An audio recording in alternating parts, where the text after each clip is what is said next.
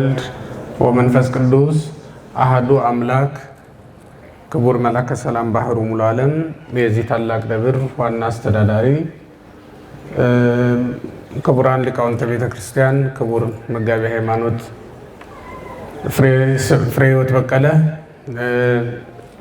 በዕለቱ ሥርዓተ ጋብቻ የተፈጸመላችሁ ሙሽሮች፣ በዚህ ቅዱስ ስፍራ የተገኛችሁ የእግዚአብሔር ቤተሰቦች በአምላካችን በልዑል እግዚአብሔር ስም እንደምን አደራችሁ። ለዚህ ዕለት ለዚህ ሰዓት እንኳን አደረሳችሁ። ልዑለ ባሕርይ ምስጋና የባሕርይ ገንዘቡ የሆነ አምላካችን እግዚአብሔር በሰማይ መላእክትን ለምስጋና ያቆመ እኛንም በዚህ ምድር እንድናመሰግነው የፈቀደ ካለመኖር ወደ መኖር ያመጣን በዚህም ዓለም በስርዓት የሚመግበንና የሚያኖረን የቅዱሳን አምላክ እግዚአብሔር ልመናችንን አልከለከለንምና ቸርነቱንም ከኛ አላራቀምና ለስሙ አጠራሩ ከዘላለም እስከ ዘላለም ድረስ ክብርና ምስጋና ይሁን።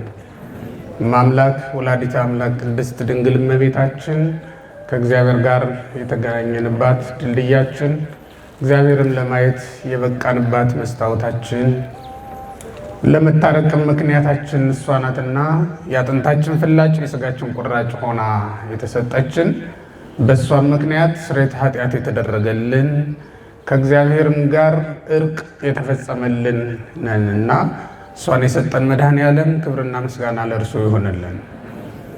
ወዘሰ ይሰቲ እማይ ዘእሁቦ አነ ይጸምዕ ለዓለም፣ እኔ ከምሰጠው ውሃ የሚጠጣ ለዘላለም አይጠማም የሚለውን የቅዱስ ወንጌል ክፍል ዛሬ እንደተነበበው እሱን መነሻ አድርገን ጥቂት ጊዜ ከኔ ጋር እንቆያለን።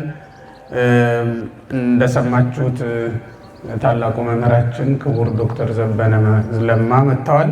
እሳቸው እስኪመጡ ድረስ ነው እኔ የማስተምረው።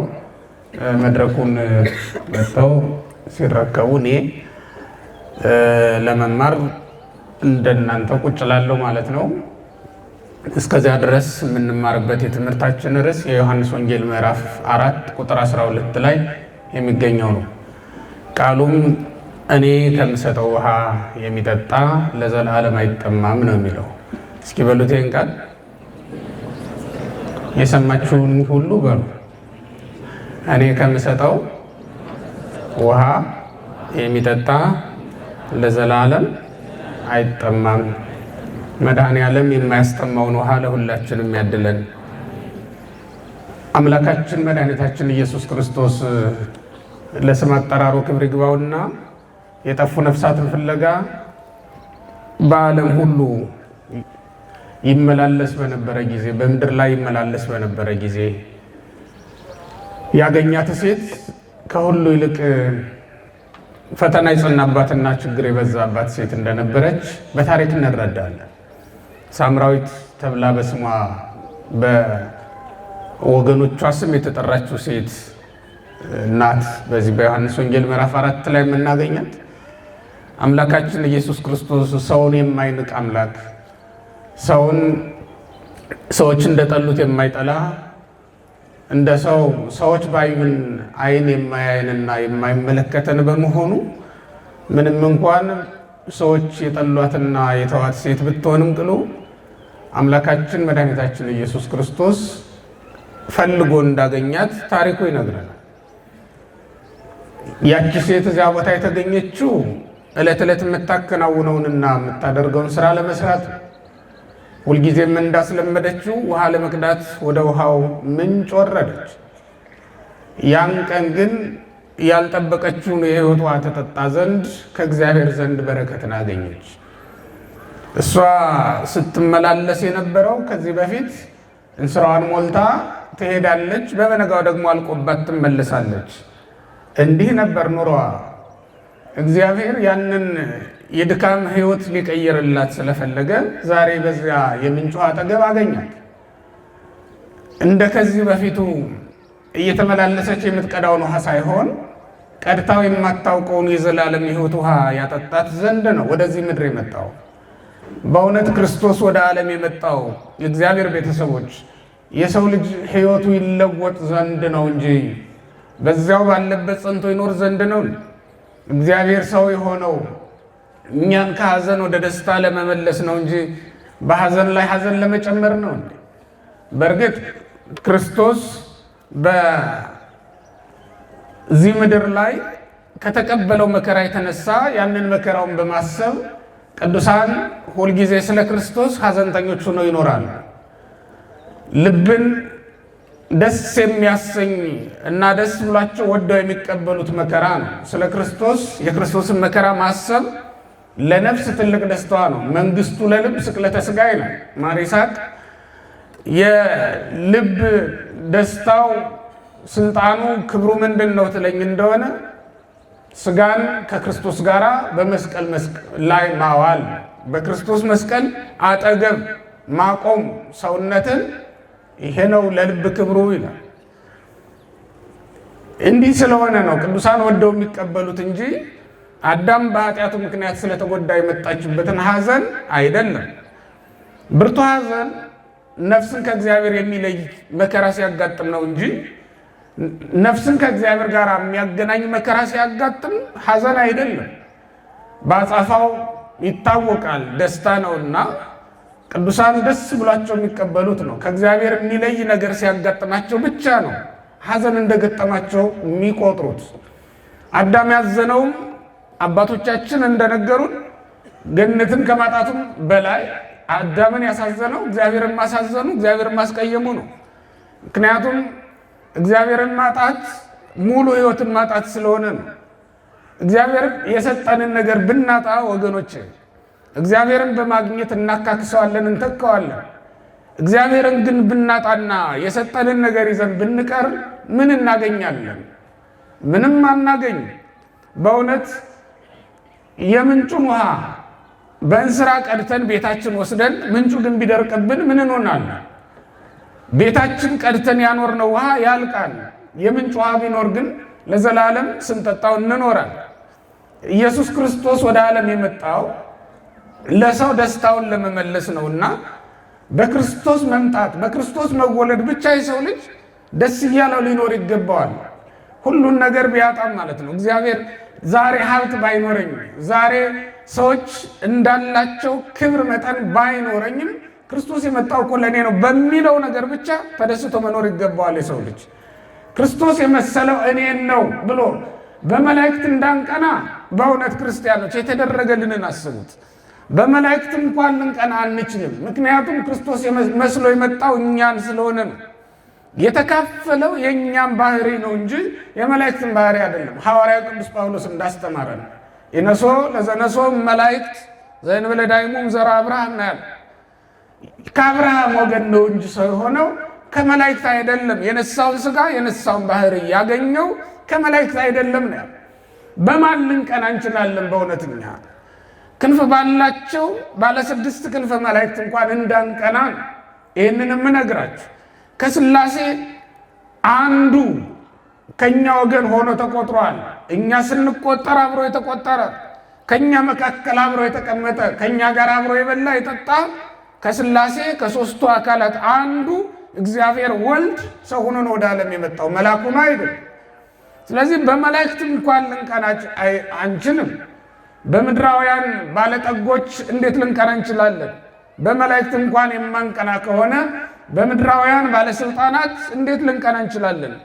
በምድር ባለው ክብር ሁሉ ልንማልልና ልንቀና ልንመሰጥ በፍጹም አንችልም። ምክንያቱም ክብርን ሁሉ የጠቀለለው ጌታ የኛ ስለሆነ የኛ ራስ ሆኖ ስለተጠራ የሱ አካል የሱ ሕዋስ ስላደረገን በዚህ ደስ ይለናል እንጂ በሌላ ነገር አይደለም። ወገኖች በምንም ነገር ደስታችን ፍጹም ሊሆን አይችልም በክርስቶስ ደስ የማንሰኝ ከሆነ። ስለዚህ ክርስቶስ ወደ ዓለም እኛን መስሎ በመምጣቱ ደስ ሊለን ይገባል። ከሀብታም ወይም ከድሃ መወለዳችን አይደለም ለሐዘናችንም ለደስታችንም ምክንያት መሆን ያለበት። ከትልቅ ወይም ከትንሽ መወለዳችን አይደለም። ዋናው ቁም ነገሩ ከክርስቶስ መወለድ ለእኛ በቂ ነገር ነው። ምክንያቱም በምድር ላይ ከተመላለሱ ሰዎች መካከል ክርስቶስን የሚያክል ማን ነው? አዳም፣ አብርሃም፣ ይስሐቅ፣ ያዕቆብ ማንም አይደለም፣ ማንም አይደለም። ስለዚህ ከክርስቶስ በመወለዳችን ብቻ ደስ ሊለን ይገባል። ይህችንም ሴት ሐዘኗን ሊለውጥላት ነውና የመጣው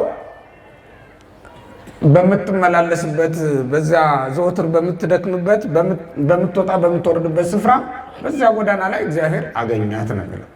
ሁልጊዜ በምንወጣበት በምንወርድበት መንገድ ሁሉ ተገኝቶ እግዚአብሔር እንዲባርከን ቅዱስ ፈቃዱ ይሆንልን። እንደዚህ ይሄ ከሌለ እንትን ነው። ኧረ ችግር የለም። ይሰማችኋል? እንዲሰማቸው ነው ያሉት። ስለ ሁሉም ነገር እግዚአብሔር ስሙ የተመሰገነ ይሁን። አሁን እዚህ ላይ ማየት ያለብን እግዚአብሔር ቤተሰቦች በምትወጣበት በምትወርድበት መንገድ ምንም እንኳን ይቺ ሴት ከኃጢአተኞች ሰዎች አንዷ ብትሆን ችግር አይኑን አፍጥጦ መጥቶባት አሁን ያለችው የምትኖረው በተደበቀ ኃጢአት ውስጥ ነው። ሰው በማያውቀው ኃጢአት ውስጥ ትኖራለች። ያ ማለት ምን ማለት ነው? ኢየሱስ ክርስቶስ እንደነገራት እንደገለጠው ማለት ነው። እግዚአብሔር የሚያውቀው እኛ የሰወርነው ብዙ ኃጢአት አለ አይደለም? አንዳንዱን ተገደል የገባንበት ሊሆን ይችላል። እንደ ሰውኛው መውጣት አልችልም በቃ አማራጭ የለኝም ብለን የገባንበት ሊሆን ይችላል። ተገደን የገባንበት አንዳንድ ጊዜም ደግሞ ልማድ ሆኖ እንደው በሰዎች ዘንድ ከበሬታን ለማግኘት ብለን ያደረግነውም ሊሆን ይችላል። ይቺ ሴት የተደበቀው ኃጢአቷ ምንድን ነው? 5ኛ ባል ነው የነበራት። ባሏ አይደለም ግን ደግሞ በስሙ ትጠራበታለች። ከዚህ በፊት 5 ባሎች የነበሯት ሴት ናት። ጌታ እንደነገረን ቀዲሙሳ 5 ወደው ነበሩ ምስለኪ ነው ያላት። 5 ባሎች የነበሯት ሴት ናት። እንዲህ ባለ ሕይወት ውስጥ ስትኖር ምንም እንኳን ከሰው ተደብቃ ተለይታ ብትኖርም ከእግዚአብሔር ግን መለየት አልቻለችም። እግዚአብሔር የሚያውቀው ሰዎች ግን የማያውቁት በደል ይኖራል። ክርስቲያኖች እግዚአብሔር እንደ ሰዎች አይደለምና በሱ ፊት ልንናገር ይገባ። እግዚአብሔር ብትነግሩት አይታዘብም ወገኖች። ሰው ብትነግሩት ይታዘባል፣ ሰው ብትነግሩት ይጸየፋል። እግዚአብሔር ብንነግረው ደስ ይለዋል። የበለጠ ኃጢአታችንን ይቅር ብሎ እኛን ይወደናል። ይችን ሴት ይቅር ሊላት ነው ኃጢአቷን ያሳሰባት እንጂ እንደ ሰዎች ሊያጋልጣት አይደለም። ሰዎች ካወቁ የሚጠቀሙበት እኛን ለማቁሰል ነው። እግዚአብሔር ደግሞ ኃጢአታችንን ገልጠን ስንነግረው የሚጠቀምበት ወይም ደግሞ የሚያደርገው እኛን ማከም ነው። እኛን ለማዳን ኃጢአታችንን ገልጸን እንድንነግረው እንድንናዘዝ ይፈልጋል። ለምን? የማያውቀው ሆኖ አይደለም፣ እንድንተዋት ተናዘን ከዚህ በኋላ ላናደርጋት ቃል እንድንገባ ስለሚፈልግ። ምክንያቱም ሰው ኃጢአትን ሲያደርጋት እንጂ ሲናገራት ያፍራል። እያፈረ ካፈረ ይተዋታል ማለት ነው። ለዚህ ነው እንድንናገራት እንድንናዘዛት የሚፈለገው፣ ለዚህ ነው ማለት ነው። ስለዚህ ክርስቲያኖች እግዚአብሔር በሚያውቀው በማይጠቅሙ ሕይወት ውስጥ ያላችሁ ክርስቲያኖች እግዚአብሔር ዛሬም በመንገዳችሁ ላይ ቆሞ እየጠበቃችሁ እንደሆነ ልታስቡ ይገባል። ዛሬ እግዚአብሔር ቃሉን እንድትሰሙ ያደረጋችሁ መንገዳችሁ ላይ ቆሞ በሕይወት መንገዳችሁ ላይ መጥቶ ንስሐ እንድትገቡ ስለሚፈልግ ነው። እንድትወጡ ከዚያ ከተሰወረው ኃጢአት እንድትመለሱ ስለሚፈልግ ነው እግዚአብሔር። ምክንያቱም ይዞልን የመጣ ለዘላለም የማያስጠማ የሕይወት ውሃ አለ ሊሰጠን የሚፈልገው። አሁን ካለን ሀብት የሚበልጥ አሁን ከምንጠጣው የሚበልጥ ደስ የሚያሰኝ አሁን ከምንበላው የሚበልጥ ደስታን የሚሰጥ ጸጋን የሚሰጥ ነገር እግዚአብሔር ይዞልን መጣ። የማያልቅ ጸጋን ማለት ነው። ይችን ሴት እኮ ሲያገኛት ምንድን ነው ያላት? መጀመሪያ ከሷ ነው ውሃ የለመነው፣ ግን በኋላ ቃል የገባላት የማያስጠማውን ውሃ ከሱ እንደሚሰጣት ነው። ጥቂት ነገር ከኛ ይቀበላል፣ ግን ደግሞ ብዙ ነገር አድርጎ ይመልሳል። ክርስቲያኖች እግዚአብሔር እንዲህ ያለ ባለጠጋ ነው። ጥቂት ነገር ስጡኝ ይላል፣ ግን ብዙ አድርጎ ይመልሳል። ምድራዊውን ነገር ስጡኝ ይላል፣ ሰማያዊውን ጸጋ ይሰጣል። የሚያልፈውን ነገር ከኛ ይቀበላል፣ የማያልፈውን ጸጋ ለኛ ደግሞ መልሶ ይሰጠናል ማለት ነው። እግዚአብሔር አንዳች ነገር ከጠየቀ ብዙ ነገር ሊሰጥ አስቧል ማለት ነው። እግዚአብሔር ካንተ ጥቂት ትንሹን ነገር ከጠየቀ ትልቁን ነገር ለአንተ ሊሰጥ አስቧል ማለት ነው። እግዚአብሔር ልብህን ስጠኝ ብሎ ከጠየቀ በእውነት ልባችንን ብንሰጠው በጸጋ ሞልቶ ሊመልስልን አስቧል ማለት ነው። እግዚአብሔር እኛን ከጠራን ወደ ቤቱ እንድመጣ ከፈለገ ሊሾመን አስቧል ማለት ነው። ሊቀድሰን አስቧል ማለት ነው። እግዚአብሔር በእውነት መጽሐፍ እንድንመለከት ካዘዘን እንድናነብ ካዘዘን አይኖቻችንን ሊባርካቸው አስቧል ማለት ነው። ወደ መንግስቱ ወደ ርስቱ እንዲያዩ እንዲመለከት እሱን እንዲያዩ ለማድረግ የሰው ልጅ እኮ እግዚአብሔርን ከማየት በፊት ቅዱሳት መጻሕፍትን መመልከት አለበት ወገኖች።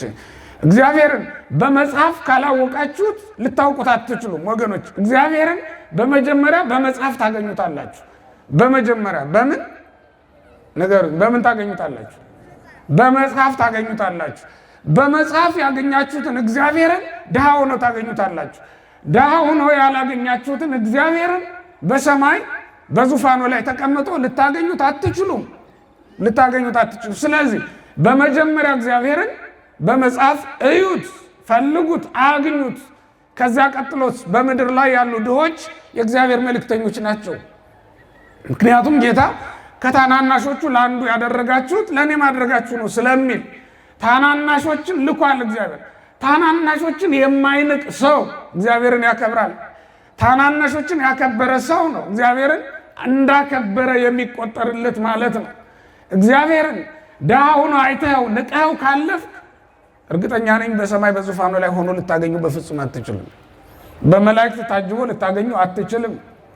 እዚህ በጨርቅ ተጠቅልሎ አይተህ ንቀህ ካለፍከው እንዴት ልታገኘው ትችላለህ? እንደ ሰብአ ሰገል መሆን ነው ክርስቲያኖች። እምነታችን እንደ ሰብአ ሰገል መሆን አለበት። በጨርቅ የተጠቀለለውን በበረት የተጣለውን ጌታ ነው ያገኙት። መጀመሪያ ላይ በዙፋን የተቀመጠውንና በእሳት መጎናጸፊያ የተጠቀለለውን ክርስቶስን አይደለም ያገኙት በቀጥታ በመጀመሪያ ያገኙት በጨርቅ ተጠቅልሎ በግርግም ተጥሎ ነው ያገኙት። በአይነ ሥጋ ድሃው ነው፣ በአይነ ነፍስ ደግሞ የዘላለም ባለጠጋ የሆነውን ክርስቶስን ተመልከቱ ወገኖች። ድሆችን ባገኛችሁ ጊዜ እንደዚያ ነው ማየት የሚያስፈልገው።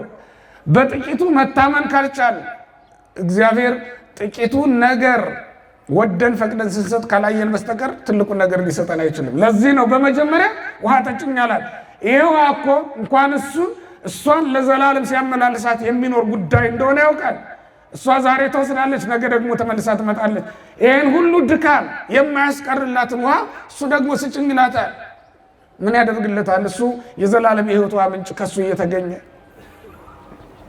ዓለም ሁሉ ቢጠጣው የማያልቀው ውሃ ከሱ እየመነጨ እሱ ምን ያደርግለታል ያላችሁኝ እንደሆነ ይህ መግቢያ ነው። እግዚአብሔር ሰዎችን ለማዳን የሚጠቀምበት መግቢያ ነው። ክርስቲያኖች ይህ እኮ መግቢያ ነው ወገኖች። ጸልዩ ያላችሁ እግዚአብሔር ያ መግቢያ ነው። እናንተን ለማዳን እናንተን ለመጎብኘት መግቢያ በር ነው ያ ጸሎት። ያቻችን ጸሎታችን ለቅዳሴ እንድትመጡ የተፈለጋችሁት እኮ መግቢያ ነው። እናንተን ለመርዳት ለማዳን የሚጠቀምበት ነገር ነው። ዝሆንን በገመድ እንዲያስሩት፣ በሬን በገመድ አስረው እንዲጎትቱት፣ እኛንም በዚህ ትንሽ ነገር አስሮ ወደ እሱ ሊያቀርበን ስለፈለገ ወደ ራሱ ሊያስጠጋን ስለፈለገ ነው እንጂ ለሌላ ነገር አይደለም ወገኖች። ይቺ መግቢያ ናት ለመዳን ለመጠቀም የእግዚአብሔርን ጸጋ የእግዚአብሔርን በረከት ለማግኘት የምንገባባት ነገር ናት እንጂ እፍኝ ውሃ ሰጥተህ ለዘላለም የማያስጠማውን ውሃ ትቀበላለህ። ሐይቅ ባህር ትቀበላለህ። ይሄ ምንድን ነው? ሐይቁም ባህሩም ይነጥፋል እኮ አይደለም እንዴ? ሐይቁም ባህሩም በየብስነት ይለወጣል አይደለም? ይለወጣል። ተራራውም ይናዳል ይጠፋል አይደለም? እግዚአብሔር ተራራውን ሁሉ ቢሰጠን ምን ይጠቅመናል? እግዚአብሔር ባህርን ሁሉ ቢሰጠን ምን ይጠቅመናል? ይልቁንም ለዘላለም አንድ ጊዜ ጠጥተውት የማያስጠማውን የሕይወት ውሃ ራሱን ቢሰጠን አይሻልም? ሊሰጠን የመጣው ለዘላለም የማያስጠማውን የሕይወት ውሃ ራሱን ነው ሊሰጠን የመጣው። ይህን ለመስጠት ነው ውሃ ጠጭኝ የሚለው እግዚአብሔር። ይህን ለመስጠት አስራት አውጡ ቢል እግዚአብሔር ይህች እኮ የእኛን ሀብት ለመባረክ የእኛን ሕይወት ለመቀደስ የሚጠቀምባት መግቢያው ናት ለእግዚአብሔር ወገኖቼ። ይህች በጣም ጥቂቷ ናት። አንደበታችንን ለምስጋና መፈለጉ እግዚአብሔር በአንደበታችን በኩል ሰውነታችን ሁሉ የተቀደሰ ይሆን ዘንድ ስለሚፈልግ ነው እግዚአብሔር። አንዷን ሕዋሳችንን ለእግዚአብሔር አስገዝተን መላ ሰውነታችንን አስባርከን መመለስ ይሄን የተፈቀደልን። ለዚህ መግቢያ ነበር ማለት ነው የእሱ ጥያቄ ውሃ ጠጭኝ የሚለው እንጂ ውሃ ቸግሮት እንዳልሆነ በኋላ አነጋገሩ ይታወቃል። የእሷን ድካም ለማራቅ ለማስቀረት ነው ወገኖች። ይህን ዓለም ለመስራት ስንት ቀን ደከም። በገዛ ጥበባችን የምንሰራው መስሎን፣ በራሳችን ጉልበት የምናንጸው የምናቆመው መስሎን ለዚህኛው ቤታችን ስንት ቀን ተመላለስን፣ ስንቱን መከራየን፣ የስንት ሰው ፊት ገረፈን፣ ከስንት ሰው ጋርስ ተሟገትን፣ ከስንት ሰው ጋርስ ታገል።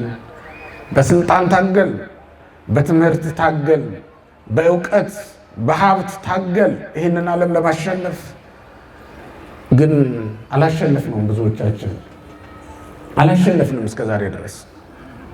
ይችም ሴት እንደዚያ ናት፣ አላሸነፈችም። እንድታሸንፍ ነው ክርስቶስ የመጣላት። ልብ በሉ። ለዘላለም የማያስጥመው መጠጥ ይዞላት መጣ። ከዛ ሁሉ ጭንቀት፣ ከዛ ሁሉ ድካም ሊገላግላት ሊያረቃት መጣ። ሁለንተናዋን ለእግዚአብሔር እንድትሰጥ የሕይወት ውሃ ምንጭ ራሱ ነው። እሱን ራሱን ይሰጣታል። ከዚያ በኋላ እሷ ራሷ የሕይወት ውሃ ምንጭ ትሆናለች። በእሱ ያመኑ ሁሉ እንደዚያ ናቸው። አፍላገማ ሕይወት ዘይውህዝም ከእርሱ ነው የሚለው። የሕይወት ውሃ ምንጭ ከእሱ ይፈልቃል። በክርስቶስ ያመነ ሁሉ ይሄ ነገር ይደረግለታል። ይሄ ቃል ኪዳን ይፈጸምለታል። ለዚህች ሴት የተሰጣት ጸጋ ምንኛ ታላቅ ነው በእውነት ክርስቲያኖች። እሷ ምድራዊውን ስትፈልግ እግዚአብሔር ሰማያዊውን ነገር አቀረበላት። እኛ በጸሎታችን ሁሉ ምድራዊውን ነገር እንለምናለን፣ እግዚአብሔር ደግሞ ሰማያዊውን ነገር ይሰጣል። እኛ ለምድራዊው ነገር ብዙውን ጊዜ እናጠፋለን፣ እግዚአብሔር ደግሞ ሰማያዊውን ነገር ለእኛ ያዘጋጃል። እኛ በዚህ ምድር ላይ ሰውኛውን ስንኖር እግዚአብሔር ደግሞ በሰማይ የምንኖርበትን ስፍራ ያዘጋጃል። እሷ ያንን የተለመደውን ነገር ፍለጋ ነበር ሄደችው። ከዚህ እንውጣ ወገኖች፣ ከተለመደው ነገር መውጣት ያስፈልጋል። ልመናችን እንደተለመደው ሆኖ መቀጠል የለበትም። ጸሎታችን መለወጥ አለበት። መንግስት ትምጣ ነው መሆን ያለበት። የእግዚአብሔርን መንግስት የሚሽት ልብ ሊኖረን ይገባል። የእግዚአብሔርን መንግስት ማየት፣ መመኘት፣ መናፈቅ ያስፈልጋል። መጠማት ያለብን፣ በናፍቆት ውስጥ መውደቅ ያለብን ለምትመጣው የእግዚአብሔር መንግስት ነው። ለምትሰጠን ክብር፣ ለምናገኛት ሰማያዊ ጸጋ፣ ለምድሩ አይደለም ለሰማዩ፣ በሰማይ ላለው ከሰማይ ለሚመጣው ነገር፣ ከሰማይ ለሚመጣው ጸጋ መዘጋጀት ያለብን ለዚያ ነው ወገኖች። የምድሩንም አየነው እኮ ብዙ ደከም፣ ብዙ ወጣን ወረድ። እግዚአብሔር መጥቶ ካልገላገለን በስተቀር እንዴት ይሆናል? መቼ ይሆናል? ዛሬ የሰበሰብነው ነገ ይበተናል። ዛሬ የቀዳነው ያልቃል። ዛሬ የጀመርነው ያልቃል ብለን ባላሰብንበት ጊዜ ያልቃል። የዚህ ዓለም ነገር እንዲያ ነው ወገኖች። ገና ስንጀምረው ገና ስንጨብጠው ይጠፋል። ስለዚህም ለማይጠፋው ለእግዚአብሔር መንግስት መዘጋጀት ያስፈልጋል። ኢየሱስ ክርስቶስ ያላት ይህንን ነው። እኔ ከምሰጠው ውሃ የሚጠጣ ለዘላለም አይጠማም ነው ያላት። እሱ የሚሰጠው ውሃ ትምህርቱ ነው ወገኖች። የሚሰጠን ትምህርት በቅዱስ ወንጌል የተጻፈው ያስተማረው የሰበከው እሱ ነው። የዘላለም ሕይወት የማያስጠማው ሐዋርያት አልተጠሙም። ከዚያ በኋላ እነሱ የተውት የገሊላ ባህርን ነበር፣ ግን መላውን ዓለም ሰጣቸው። እነሱ የጣሉት መረብና መርከብ ነበር፣ ግን ቤተ ክርስቲያንን ሰጣቸው። እነሱ የተውት ገሊላን ነው፣ ግን እግዚአብሔር ዓለምን በሙሉ ሰጣቸው። ይህም ብቻ አይደለም፣ በሰማይም ያለውን ርስትን በስማቸው መዘገበላቸው። ዮሐንስ በራእዩ እንደተመለከተው በመሰረቱ የተጻፈው የበጉ ሐዋርያት ስም ነበር ይላል። የ12 ሐዋርያት ስም በወንጌል ላይ በማቴዎስ ወንጌል ምዕራፍ 10 ስንመለከት ስማቸው ተጽፏል። ስማቸው ተጽፏል። በሰማይ ደግሞ በርስቱ በመንግስተ ሰማያት በመሰረቷ ላይ ስማቸው ተጽፏል። ይህን ጸጋ ይህን ክብር ነው ያገኙት ወገኖች።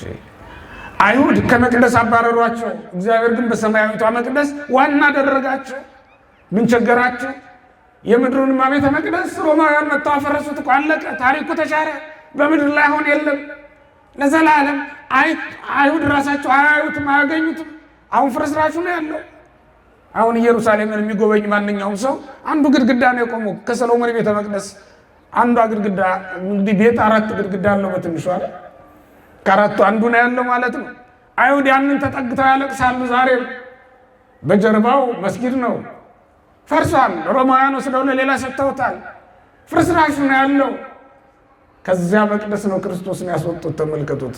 ለክርስቶስ የከለከሉትን ሌሎቹ መጥተው አፈረሱባቸው። ወገኖቼ ለእግዚአብሔር ብትከለክሉት ሌላ ይበላው የለም እንዴ? አስራት አድርጋችሁ ባትሰጡት፣ አስራቱን ብትከለክሉት ገንዘባችሁን ሌላ ይበላው የለም? ወገኖቼ ጉልበታችንን ለእግዚአብሔር ብንሰውረው፣ ባንሰግድበት፣ ባንቆምበት፣ አንደበታችንን ከምስጋና ብንከለክለው እግዚአብሔር በደዌ ይዘጋው የለም እንዴ? ደዌ ሞት ይዘጋው የለም? እንኳን ቤታችንን አንደበታችንን ያፈርሰው የለም እንዴ? ሞት ይለውጠው የለም? ሕይወታችን በሞት ይለወጥ የለም? ይህ ሕይወት ምንድን ነው? በእውነት ሰው የማለዳ ጤዛን አምኖ ውሃ ሳይቀዳ ይቀመጣል እንዴ? ክርስቲያኖች እስኪ ንገሩኝ። የዚህ ዓለም ሕይወት እንደ ማለዳ ጤዛ እንደሆነ አታውቁም እንዴ? የዚህን ዓለም ሕይወት አምኖ የወዲያኛውን ዓለም ሕይወት ሳይዙ መኖር ይቻላል እንዴ? ክርስቲያኖች እንደዚህ አይደለም። በማለዳ ጤዛ ተስፋ የሚያደርግ እንደሌለ ሁሉ በዚህ ዓለም ሕይወትም ተስፋ የሚያደርግ ሰው ሊኖር አይገባም። አሁን የሰራችሁትን ቤት ሰዎች አሊያም ደግሞ ዘመን ያስረጀውና ይፈርሳል። በሰማይ ያለውን ቤት ግን የሚሰጠን እግዚአብሔር ነውና ማንም አያፈርሰውም፣ ለዘላለም ይኖራል። ለዚያ ነው ማሰብ፣ ለዘላለም ለሚሰጠን ነገር ነው መትጋት የሚያስፈልገን። ለዚያች ሴት ቃል የገባ እግዚአብሔር ለእኛ ለሁላችንም የማያስጠማውን የሕይወቷ እንዲሰጠን ቅዱስ ፈቃዱ ይሆነልን። እግዚአብሔር ይስጥልን።